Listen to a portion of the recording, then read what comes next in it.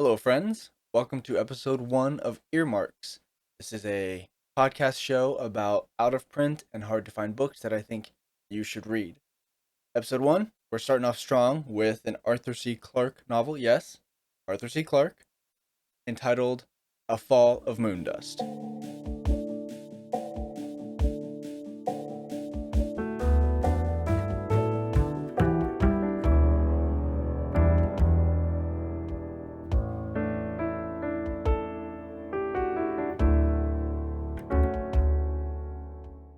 Since this is episode 1, a brief overview of how the shows work. This is a sort of chill review show and is designed to be relaxing and interesting, not exciting. So there's that. You might get excited about the novels like I do, but that's okay. What we'll do is I'll give a brief history of the novel and its publication and stuff, and then a brief spoiler-free review. And then I will give a spoiler-filled review along with my criticisms and things like that. All of that will take place in the spoiler-filled because it's kind of hard to separate those. So, this novel takes place on the moon, mostly, like you might suspect by the title, and was printed in 1961. The copy I have was printed for the Science Fiction Book Club in London in 1963. Absolutely beautiful book. It's got a lovely custom dust jacket. I think this cover might be my favorite that I've seen as well. It's just got circles, blue circles with like a mesh of white lines on them. The previous books in the book club and the ability to sign up for further books from the book club on both of the inside jacket sleeves. Very minimal. It's very lovely. I like it quite a lot, and I think that it speaks a lot to the simplicity and the abstract ideas in this book. I think it's a perfect book cover. So, to get into that, first, a brief history of the book. This is a science fiction novel, obviously. It was published in 1961. When it was first published, this book was pretty critically well received. And interestingly, it was nominated for a Hugo Award in the subsequent 2 years, which I didn't know was a thing. It was an honorable mention in the 1962 Hugo Awards, and it was a finalist for winning in the 1963 Hugo Awards, which is interesting. I didn't realize that you could participate in the Hugo Awards years after your publication. This was also adapted into a BBC radio drama, which, if anybody has a lead on, I need it desperately. I need to hear that. That sounds freaking amazing. Originally printed in hardcover, and like most science fiction novels of the last 50 years, was printed again every 3 or 5 years up until its final printing in 2012 outside of specialty imprints. But the final publication of this book was in 2012. The majority of those prints were in the early 1980s. It's where most of the copies that were sold and most of the translations of the book that happened in the early 80s. This novel was published, 8 years, 9 years before we actually landed on the moon. And as such, the main plot point and narrative structure of this book voices a singular fear that the world held before we landed on the moon, which was we weren't sure if you physically could. If you made surface contact with the moon, we weren't sure if it was just deep regolith and you would just sink down into the surface, no way to physically land. We didn't know if it was solid rock or not at the time. And this book is kind of centered around that idea. Interestingly, as well, because of its publication time, it has a really adorable mix of frankly really modern ideas and futuristic structures and how uh, mechanisms work and space travel and things of that nature, but also it has a delightfully 1961 grounding where a lot of the tech is really rooted in the 60s because we just didn't know how future tech was going to work. And that's adorable because at the time that wasn't a distinction, right? It was just sci-fi future tech, but now we have this stark line of like stuff that feels really futuristic still and modern, and stuff that is incredibly 1960s. Which at the time that was not a distinction that could have been made, and that's one more reason that old science fiction is delightful to read. So, let's get into the quick spoiler-free review. So you can dip out of here after this if you want to read this book before I get into the spoilers. A Fall of Moondust is an absolutely delightful novel. It is wonderful to read. Arthur C. Clarke is obviously a master. This is a well-known phenomenon, but this is not one of his well-known books. Fall of Moondust is a bit like a mix between The Martian and 12 Angry Men, which sounds like a crazy juxtaposition, but actually this novel kind of fits right in between them. It's a subtle one. It's not intense, it's not overt, but it is kind of that. It follows a small voyage cruise aboard the lunar dust cruiser named Selene on a sea of regolith outside one of the moon bases. That sea is called the Sea of Thirst. Um, Drama ensues with and to the small party on board, and they must get to know each other, work together to overcome the situation, and you know, drama and hijinks ensue. It sounds kind of generic, which from like 1,000 foot view, it kind of is, but it's a product of the time. That this was written 60 years ago now. So things that are generic now weren't quite so generic then. But also, that's what makes this book so lovely to read. Because it has like a small scope. It is not a grand universe spanning epic tale of cataclysm and heroism. It's not that. It is a small story that follows a small group of fairly well defined and real people overcoming a single event and moving on with their lives, which is one of my favorite parts about this story in general. With every descriptor and line of dialogue, it is unbelievably clear that this isn't a work by Arthur C. Clarke. His narrative voice is crystalline in every single one of his works, and this one is no different. Like I said earlier, this it's also extremely clear that this book was written before the moon landings. There's lots of uncannily modern ideas and lots of adorably quaint old ideas. They're meshed, and the reason they work is because when this was written, that was not a distinction, right? There weren't old and new ideas here. This was all new and fresh and modern ideas. But now that 60 years has passed, we can make that delineation, and that, for me, just enhances the delight of this novel of reading it. So, suffice it to say, if you want to stop listening to this episode now and go read A Fall of Moondust, I highly recommend this novel. It is the perfect book as a palate cleanser.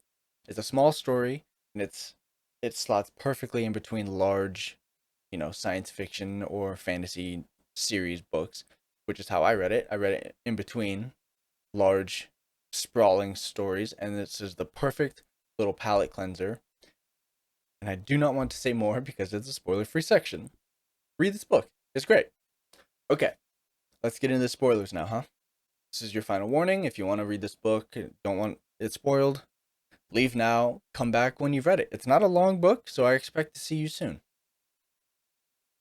Like I said at the end of that spoiler-free section, I find this book exactly what I needed when I'm feeling overwhelmed or burnt out or just too emotionally tired to deal with these long, intense narratives. And this is not an intense book. You follow mainly Captain Pat Harris, who's the captain of the ship Selene, as well as Commodore Hanstein, Sue Wilkins, who is the stewardess on this particular endeavor. You also follow an Aboriginal Australian physicist named Duncan Mackenzie. You also follow a doctor named Tom Lawson, who is stationed on a satellite at Lagrange Point 2. He is the first to kind of identify what happened to the Selene and help the moon bases kind of gather resources and start making out there for a rescue. So, what happened to Selene? Well, traveling on the Sea of Thirst, a gas pocket kind of bubbles up as they're making their way back and creates a kind of cave that they kind of sink into and get covered in this regolith dust, stranding them and cutting off communications because radio waves can't make it through the dust, etc. So they're stranded out on the Sea of Thirst buried in the regolith. So the plot of the novel, the overarching arc of the story is this small crew of tourists and a couple of people that work on the ship are tasked with surviving this catastrophe. And that's one of the things I love most about the story is it's you know a group of people who have a catastrophic event happen on their vacation and they're just trying to survive it and go back home and continue on with their lives. And real spoiler alert here, they do. It's a happy ending, which is definitely my favorite part of this book. There isn't a crazy amount of like high intensity drama, people dying, none of that. Like it is overall it's a happy ending. Everybody gets out alive, everybody gets home to see their families, and they get to put this effectively car accident behind them. The story is as quaint as if a tour bus, crashed off the side of a road and they're stranded on the cliffside and they have to make their way back up into town. That's kind of the story. But because it takes place on the moon, there's a lot of complications there. The happy ending and the low intensity of this novel is by far my favorite parts. It's not universe spanning, it's not universe ending. The stakes are extremely high for the passengers because it's life or death for them, but it's not extremely high for us, the readers.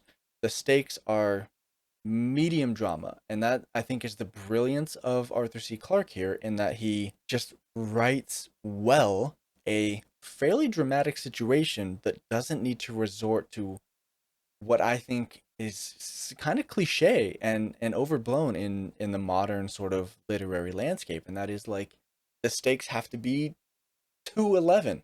And this book is not 211. This is a medium stakes book, and you don't have to worry about the rug getting pulled out from under you. For example, there is a section in the book where Commodore Hanstein, who is a absolute superstar of the universe, right? He's a military commodore. He like led the first voyage to Pluto. He's landed with crews on numbers of planets in our solar system, but he's retired now. Shaved off his iconic beard and he's traveling incognito to start his retirement on the moon. He's just changing his pace, right? And his basically first sort of vacation post retirement, this happens. So he kind of helps Captain Pat Harris sort of command the situation and prevent panic in the passengers, etc., which we'll talk about in a second. But among that, Captain Pat Harris and Commodore Hanstein both identify a potentially troublesome person who's really quiet or just behaving kind of like suspiciously. And because of the situation, it is high stress, right? I immediately thought, oh man, this guy's gonna start sabotaging the ship, or he's gonna go crazy and start killing people, etc. As it turns out, a little bit later on, that situation comes to a head, and we find out exactly what's going on. And it turns out this person is just a conspiracy theorist. He thinks that this entire situation is his fault because aliens are trying to silence him because he's getting too close. He's on the moon searching for some kind of secret, and the aliens are getting too close. He's getting too close. The aliens are stopping him. And by stopping him, he just happens to have trapped a whole bunch of other people in this plot.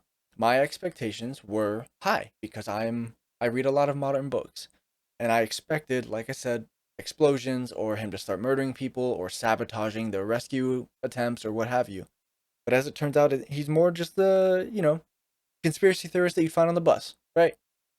Maybe a little crazy, maybe, no big deal, ultimately. But the book is so well written and structured that the situation makes that a problem. Commodore Hanstein and Captain Pat Harris identified ostensibly just like a conspiracy theorist on a bus, but because they understood the situation they were in more than the passengers did, they understood this is a extremely dire situation that we might all die. It's perilous. That makes the conspiracy theorist on the bus kind of red flag tingles in their mind extremely elevated. And as such, the reader's expectations are extremely elevated because we also know this is a crazy, perilous situation, and having somebody throw off some suspicious red flags is a big deal. Even though, obviously, it's just a bunch of tourists. Like, yeah, it would just be some rando on a bus, like being crazy. Like, it's not, the expectations are high, but the reality is just a group of tourists. Like, of course there wouldn't be some terrorist in this group. Like, that seems crazy now to say, right? But that's kind of the expectations that are being played with, and that shows the masterwork of this writing. This book is filled with well written and good drama that's not intense. It is not a high intensity dramatic book. It is just dramatic. And that's a point I keep coming back to because it's one of the most striking parts about this novel for me is so much of it feels delightfully modern with, the tech ideas from the ship being liquid oxygen powered and hyper electric and etc. There's lots of that. Lots of really modern ideas, and Arthur C. Clarke's writing style is also very modern. But unlike modern books, this doesn't have to rely on high intensity situations to keep me infatuated with it. I don't need to be on the edge of my seat. I don't need my blood pressure rising for this book to still be entertaining and wonderful. On the subject of kind of subverting modern expectations here, there's a portion of this book that I was surprised of, and it is almost basically the end, where a small fire weakened the ship in the back, and just as the rescue team got to them, it's touch and go for a bit, and everybody starts evacuating as the ship starts filling up with regolith because it's deep under and there's a hole, etc. Captain Pat Harris, being the captain of the ship, makes sure everybody else is off safely before he leaves. And I had thought, okay, this is it. Rug's getting pulled. Not everybody's making it out of this ship alive. Captain Pat Harris is going to get stuck and he's going to die down here. But he makes it out just fine. It's not even really a struggle. He's just like, he takes a last glimpse and watches the sand or the regolith fill up and encase the light bulbs on the roof of the ship as he makes his way out. Like, it's, you know, maybe not as hastily as he probably should have, but it's not dire. He doesn't get his foot stuck on the ladder and barely make it out alive. It's nothing like that. He just almost doesn't, right? It's just maybe took a little bit longer than he should have, and that created a little bit of stress for the reader. But he does make it out, and there's no rug pull here.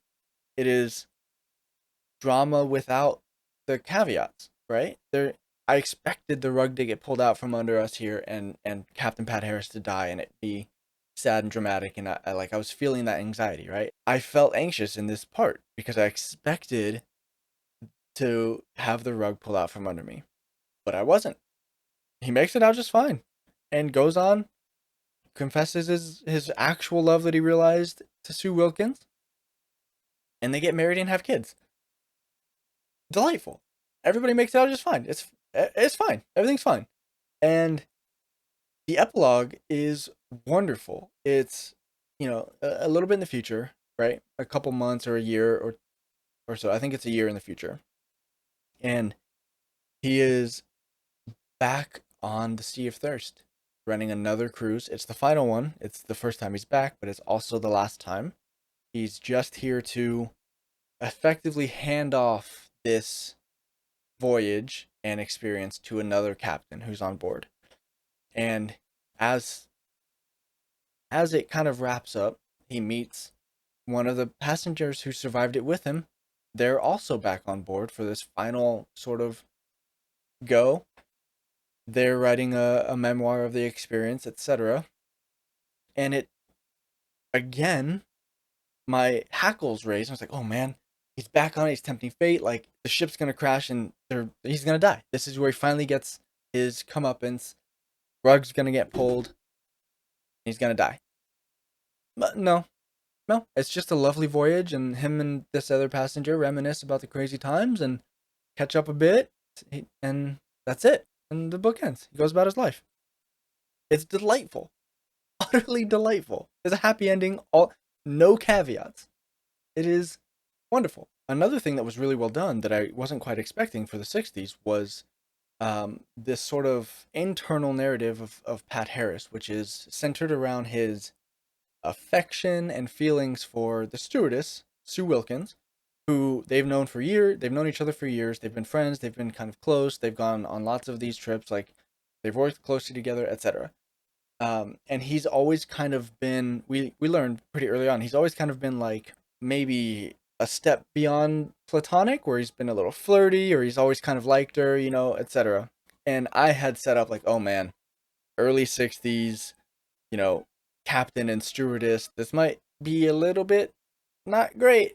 But again, Arthur C. Clarke conducted it with total delicacy, and it wasn't a like a power situation, a power dynamic situation. It turns out Sue has also felt the same way about Pat, and she not only has a bunch of agency here, but also kind of is the one in charge of this whole relationship, which was nice to see for that time. She's like, "Hey, we're stranded on this stuff, and like, if we don't make it out, I really want to let you know I like you. We should have done something." Like, and he's like, "Yeah, yeah, actually, I kind of feel the same, but I'm not sure if that's just the stress of the situation or what. Like, let's just focus on trying to get out of here," which was great. A cringe conversation and circumstance that I expected turned out to be not that. So another delightful thing about this book is the clearly 60s era tech and the clearly modernist tech. Right, I've mentioned it before. The propulsion and tech on Selene, the ship, incredibly modern. How it's structured, how spaceships work, all of that felt very futuristic and modern by today's standards. But there was also 1960s stuff where there's a crate full of cigarettes that came along with the food rations in the storage. That's not a thing. There's also really delightful ideas from the 60s that you don't know were not futuristic at the time, right? Like, for example, nowadays, when a tragedy would happen like this and they need to get the ship's manifest, they need to know who's on board and what's on board so they can start the rescue efforts, right? So the people on base are like coordinating, they're getting all this information. We expect them to just have the manifest, they can look up whatever from whatever screen, etc. No, in this book, um, they use a telefax. Yep. So most of the communications are handled via telefax, which is exactly what it sounds like. It's a fax machine over very long distances. So when they needed the manifest for the ship, they actually had to wait for a printed copy to come from the telefax room into the main kind of like office room so they could overlook all the stuff that was on the ship and the people that were there and figure out how to do the rescue. Like, it delightfully 1960s, right? Adorable, right? I loved it. It really made me feel like this novel had a lot of character. So that brings me to the criticisms, and I only really have one with this book, and it has to do with Tom Lawson. I feel like this book sometimes lingers too long on weird dead ends that don't really have any benefit to the narrative. In an effort to kind of build out the world, but they don't go anywhere and they don't have any real purpose. So it feels like fluff. Tom Lawson is a great example where lots of his story arc is um, relevant and important and all of that stuff, but also a lot of it is just random tangents and like weird sort of narrative threads that don't go anywhere. We spend a lot of time with Tom Lawson doing basically nothing, getting over his narcissism or explaining some of his backstory as he became a scientist and stuff. Like, we just spend a lot of time on narrative threads that don't lead anywhere and don't really weave back together with the rest of the story, so they feel out of place almost. It's not too distracting to the actual narrative arc, but again, it's there. And in such a small and tight narrative, those little threads that don't go anywhere really stand out. But that's it. That was my only real criticism with this book. The rest of it was delightful. So that's the review, guys. Final thoughts here. I loved this book. It is not, The Name of the Wind. It's not Rendezvous with Rama. It's not going to take my podium place of favorite novels, but I will absolutely continue to read this, particularly when I need a palate cleanser of just a happy story that is somewhat dramatic and interesting, but ultimately small. It's a small scope story, and I loved it a lot. And you should definitely read it. It's just good, clean, hard science fiction with no caveats. That's it. Arthur C. Clarke is great. This is a clear example of why he's a master, even in a somewhat forgotten work. Let me know what you guys think of the show. I'd love to hear from you. You can email me at earmarks@punk.dev. You can also find me on Instagram at earmarkspod. Leave comments in this video for YouTube. I'd love to know some other out of print novels you guys might want me to check out. If you liked the show, tell your friends about it. They might also like this book. And if you end up picking up and reading this book, let me know. I definitely want to know. I would love to know if you guys read this book, and I'd love to know if you have suggestions for other out of print or hard to find novels that you want me to check out. If you liked the show, but you don't want to watch it on YouTube for every release, there is an audio version of this podcast. It is called Earmarks Pod. You can find it wherever pods are casted. Treat yourself well.